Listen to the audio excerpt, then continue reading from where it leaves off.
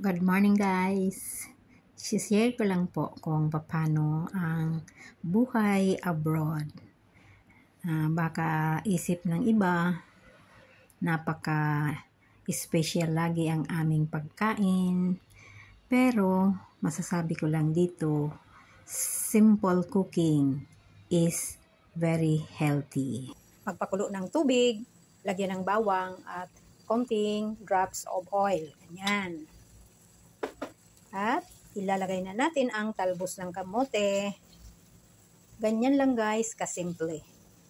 Walang anumang isda. Kasi kung sa amin nga, sa Bicol, tinatawag namin kusido, lalagyan niya ng kamatis at mayroon isda.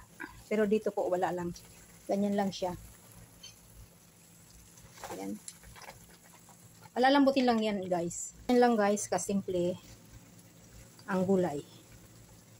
Bira sila magluto ng gulay na mayroon sahog. At depende rin po sa kung anong gulay. Pero po, kalimitan sa mga leaves, green leafy vegetables, pinapakuluan lang yan na may bawang. Or igisa man siya, may bawang. Yan lang po. Ayan. Kaya para na kung uod. Lahat green ang pinagkain. Pero this is good for my health, sabi. Almost 1 week na guys, lahat green leafy vegetables ang aking kinakain.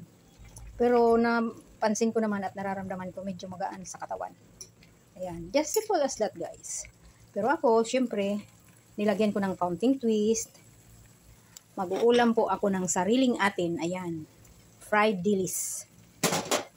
Gagawin ko po sana siya na parang salad, kaya lang wala akong kamatis. Hindi na ako nag-aksaya ng panahon para bumili. At ayan guys, lalagyan ko na siya ng asin para hindi siya maalat. Kasi naka-incorporate siya dito sa pinapakuluan na mayroon pang water. Kapag kasi minsan ilagay natin direct sa pinakuluan na, nagiging maalat lalo kung nasosobrahan at matagal matunaw. So, dito ko na po nilagyan sa pinapakulo. So, ganyan lang kasimple ang ating gulay. So, ayan na guys, ang ating vegetable. Talbos ng kamote with dilis. Napakasimple pero I hope this is healthy.